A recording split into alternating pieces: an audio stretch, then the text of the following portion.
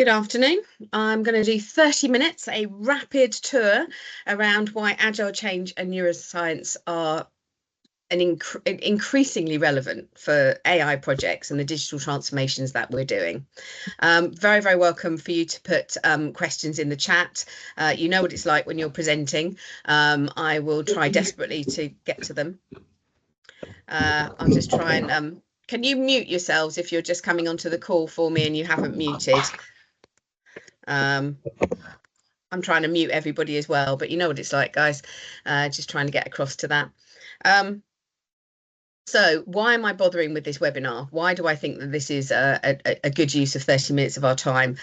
Some of you know me, some of you are new to me. I'm not going to go through all the things that I do, but I do host the Change Capability community. So not only do these webinars, but I also do monthly networking events.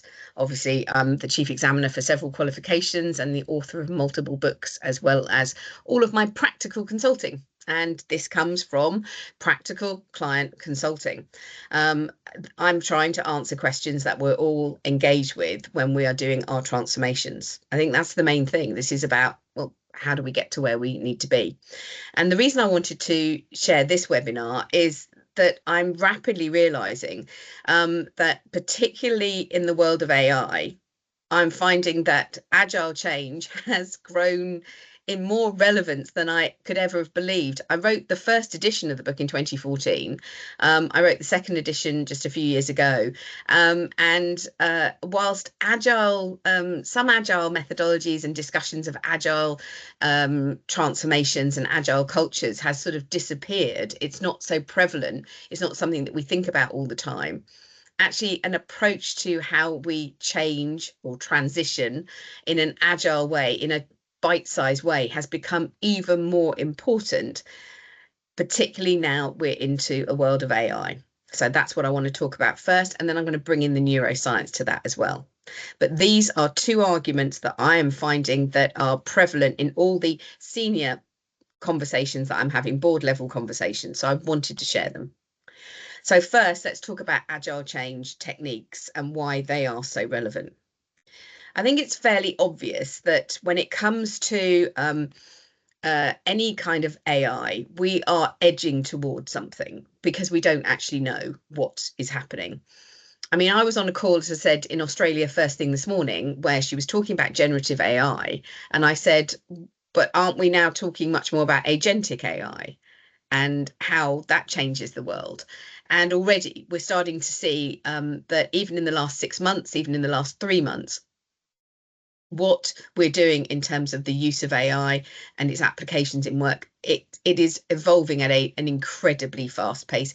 It's only been a couple of years since OpenAI made ChatGPT available to the general population.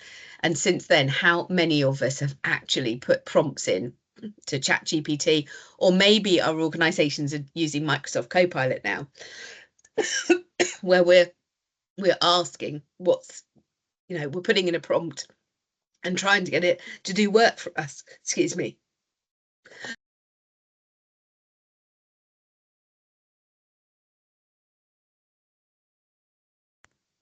I'm choking here, probably because I've been talking too much. So an iterative agile plan makes complete sense. So we have our end goal, but we kind of know that there's a destination out there, but we have to break it into outcomes. That's a key part of any agile change approach. But so is this idea of between each of the iterations, thinking about horizon scanning. What else is happening? What other changes are happening within technology, within our own organization, within our wider marketplace, and bringing people together with the results of the first outcome, as well as the changes within the wider environment, and saying, okay, before we leap into iteration 2, can we just catch up with ourselves and make sure that we understand what's happening before we confirm and actually go for, well, hang on a minute, what is the next outcome that we genuinely want? So I think it's always going to be about an agile change approach is clearly the most sensible approach for this world of we're constantly evolving, and that's the first point that I wanted to make. So I think there's some very fundamental agile change techniques, which are, first of all, the iterative and incremental plan that makes a huge amount of difference. So if we take the end goal is AI enabled working, we know that what we actually have to do is we have to think about then how do we break that down. In the Agile Change Agent course, one of the things that we do is we spend a lot of time on how do I break it down? But first, how do we get the right end goal? The end goal is the destination, whether you call it the vision, the scope. You've got to know where it is that you're heading. And actually, I think the world that we're moving in, and this has been one of my biggest discoveries, is particularly with agentic AI, it is be careful what you wish for because AI can get you there. So it's never been more true that we need to start with the end in mind. We have to talk about what is the destination. And then we can start to talk about how we break it down into smaller, more specific outcomes. Now, let me make this AI specific. So, as far as agentic AI is concerned, just so we're all caught up with the world, I'm not assuming everybody knows everything. One of the things that we're looking at is that we have agents, AI agents. Now, that is different to when we put a prompt into something like ChatGPT and we ask it, oh, can you please write my presentation? Or what do you think are the top 5 important things to include in this email? That is generative AI. We give it a prompt, it generates content. Using multiple sources, it will answer the question, it will generate the content for us, which is fantastic. When it comes to agentic AI, the agent acts autonomously without constant human oversight. And so I'll give you an example and you'll start to see how this really affects how we design our end goal. The end goal is maybe increased customer service. The benefits are going to be that we have a higher net promoter score as an organization, therefore we have more sales, therefore we have more revenue. So there's this bigger picture of we need to improve the customer service that we deliver to our customers. And there are going to be multiple ways that we do that. But perhaps one of the things that we're looking at is the information that we provide to customers about potential products and how actually we start to tailor what we're putting in front of those customers. So we need to think about how we profile those customers, how we enable the customer to ask us questions, and we'll give it an idea of the products that we have. So the customer's going, this is great customer service, because it's now tailored to me. This is fantastic. So we are achieving that end goal. But that means that we have to have a really good conversation about what do we mean by customer service? I've already said it's tailored, it's personalized. Maybe we have to think about, well, okay, what services do we put in front? We're actually sort of thinking, what's the scope of what it is that we're doing? Where does agentic AI come into this? Well, agentic AI, as I've just said, it constantly and autonomously evolves. So my own experience of this, for example, on a very similar project, was that we had fleshed out the idea of the end goal being greater customer satisfaction. And we wanted, to sort of start to personalize the product range that we put in front of the customers. The agent that we had deployed started to learn for itself. It was looking at patterns of behavior. And what it recognized is that the customers were far more likely to buy a product if the price point of the product put in front of them was within 20% of the previous purchase price. So the agent, first of all, decided off its own back to go through customer data for this customer and to look back at the last 6 months. And as far as the last 6 months are concerned, what were the purchases that the customer made? What was the average purchase price? And to therefore work minus 20%, plus 20% around that. And therefore, those were the products. It started to do that. The next thing it learned to do was it started to talk about seasonality of products.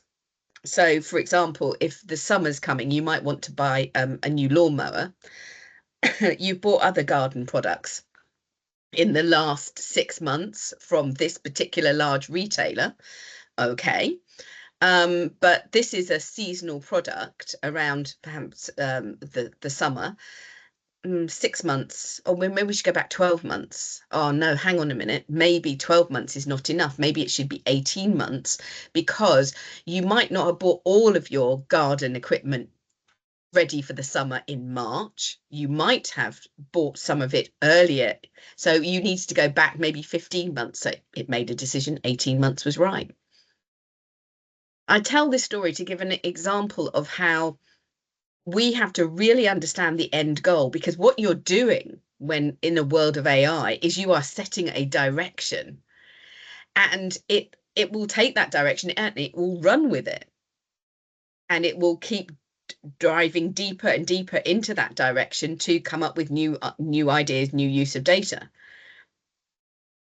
So as far as the end goal is concerned, using a more agile change approach, when we spend a lot of time on the Agile Change Agent course working through what is the right end goal for us, we have a load of questions, which is really about setting the boundary of what that end goal is. So as I said, if it's customer service, then what does customer service mean? Is it personalized and tailored? What are the boundaries around that customer service? For what products are we doing it? So not only do we use the agile change approach of that more iterative plan and breaking it down into the outcomes, but we have first of all got to sort out what the end goal is. And then we do have to apply this kind of thin slicing, as we might call it, is that we start to think about, well, the first slice of the first outcome that we do, let's just look at this particular customer group. Let's just trial it with this customer group for this group of products or services. Maybe then we'll widen it out to another customer group, maybe just within one country. Or maybe what we'll do is we'll move it out continent by continent for each customer group. I mean, there are multiple permutations and combinations of this. But again, this is very important for getting quite a specific outcome that you can deliver as early as possible. And it's not just because you want to realize the benefits now as early as possible, but you want to have a learning experience, because if you can get an outcome in place and you can learn from it, then that will be really helpful in terms of what slice do we take next, what do we and actually from an AI perspective, what is it that we're directing it to do next? Just a general thumbs up around the room. Is this making sense? Am I getting a feeling that, yes, this is helpful?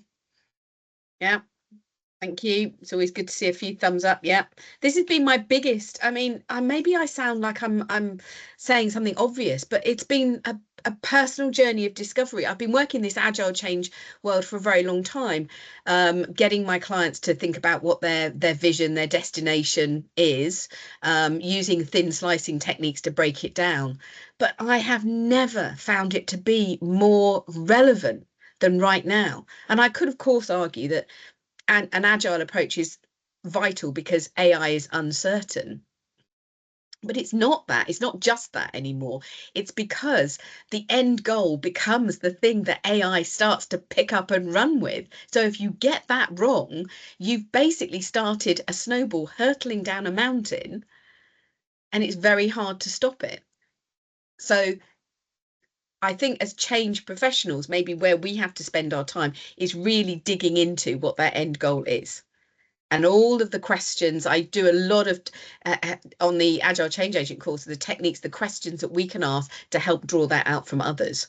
And I think that's going to be critically important.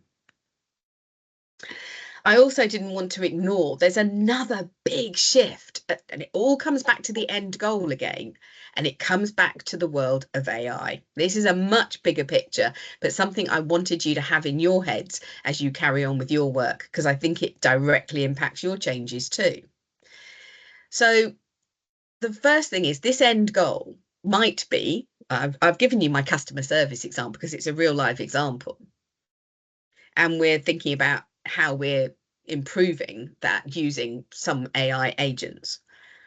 But what it actually does is there's a whole shift of the people I'm working with who are what we might call knowledge workers. They're in finance, they're in marketing, they're in operations. They are on their laptops, they are sitting in front of screens, they're working out data, they're making calls to customers. And we could argue that an awful lot of what they've done before is transactional work, where they've been processing data, they've been copying and pasting things into spreadsheets, they've been doing analysis, identifying which customers to call, who are most likely to buy. They've been doing relationship building, a little bit of analysis, and not much time for ideas because there's so much emphasis on transactional work.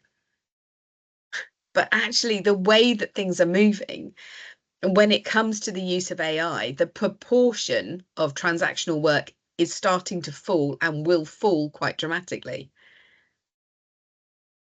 What do I therefore use a human for? Well, if I take my customer services people, which does include a huge range of roles within operations and finance, even help desk people, it's all about the relationship building. And it's all about, as a human being, connecting with other people and perhaps handling queries and making sales which are more complex, which are outside of the easy automation route that we can apply AI to. So some of the specialist things. But also we are expecting people to do far more analysis and ideas creation. What we use human beings for is thinking. And that's, I think, the difference is, okay, so the end goal suddenly becomes a picture of what the new world of work actually is. And so what I'm finding in my conversations about the end goal, we've always talked about making sure that the end goal isn't just the tangible, so maybe system changes, but it's also the new ways of working. It's gone further. And what I'm having a conversation about these days is, of course, the outcome is a combination of tangible and behavioural change, how we do things. So we might be using new platforms, new systems, new processes, new governance arrangements, new role descriptions, all in there. Not a problem. But now there's something else, that the outcome is actually how people envisage their corporate persona, we might say. What do you do for a living? What's your value within the company? You know, your own description of what your job is. Just imagine any sort of family get together where, you know, you've got an elderly aunt who's asking you what it is that you do, and you give that description of what it is that you do. That's what we mean by sort of corporate persona. And I'm going to give you an example now from a CEO that I interviewed last week, who's running a very successful accounting firm. And one of the things, he's very successful because actually the number of people that he is using is about 1/3 of the number that other accounting firms are using, because it's been a very deliberate policy over the last 13 years that he's been in charge, that they are technology led.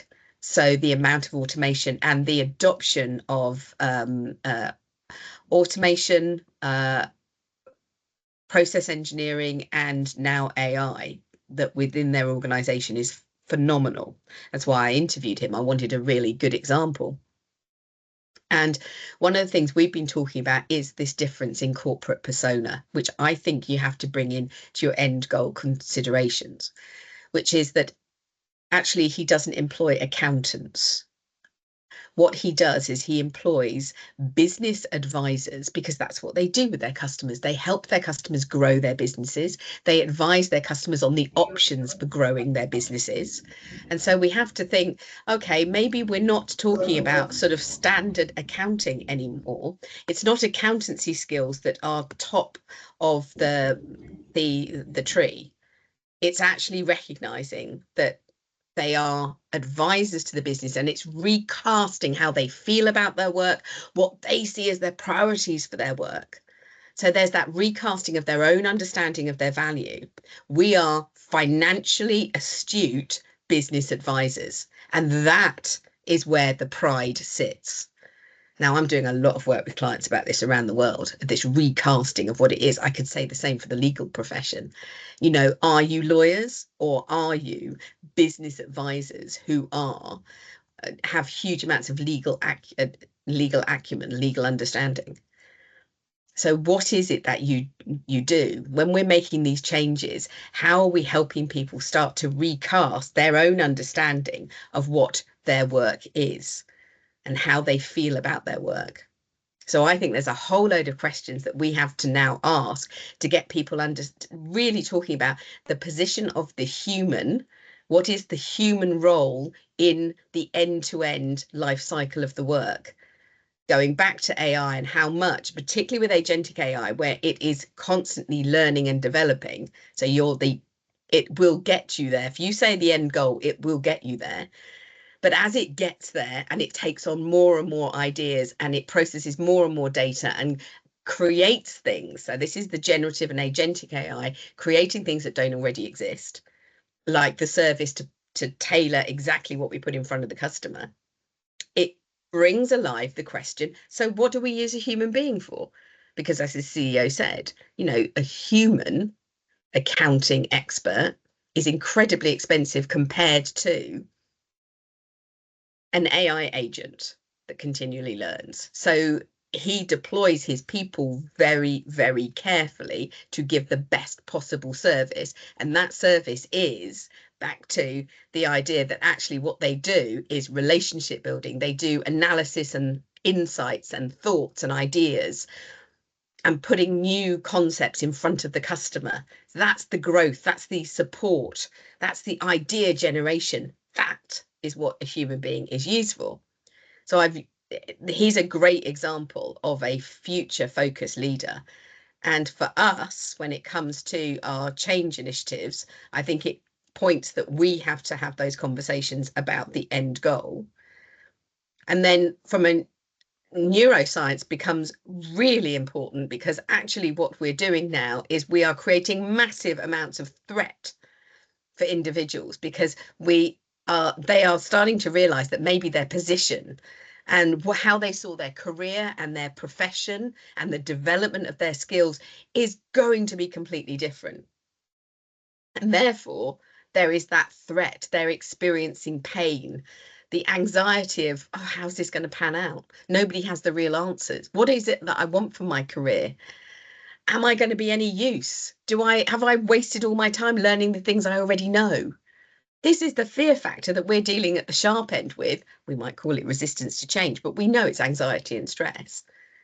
And actually, using the neuroscience for change approach, which is we've actually got quite a deliberate set of techniques that help people recast things much more towards this is opportunity and pleasure and reward and not threat, anxiety and stress. So if you don't know much about neuroscience and being brain smart, well, there is an argument here that says, hang on, we're in a world of artificial intelligence. Maybe what we need is really clever human intelligence. Neuroscience is about how humans process the world. So understanding how humans process the world and how we connect with humans has gone to the top of my agenda. It's not just learning how I program an AI agent and give it numerous prompts, but surely I've got to do exactly the same for a human being and understand what the prompts are for a human being and what the likely outcomes are for a human being. So human intelligence alongside agile intelligence, I think, and artificial intelligence becomes pretty much the important thing. So those were the things that I wanted to get across, because I think that the Agile Change Agent, this is why this course is now becoming sort of entry level for so many organizations, because it has those incremental iterative planning techniques. It has the end goal questioning, envisaging what the end goal is, bringing in all of those human elements, and the thin slicing techniques, the prioritizing techniques, the benefits identification techniques. And then with the neuroscience for change course, it is about, do I understand how the human brain reacts to change and how I can hack the brain so that it feels far more rewarded than threatened. So get yourselves to an understanding of some of the things that I'm doing, because I think that you'll find that this is coming up in your own change initiatives. This is becoming the common things that we have to get involved in.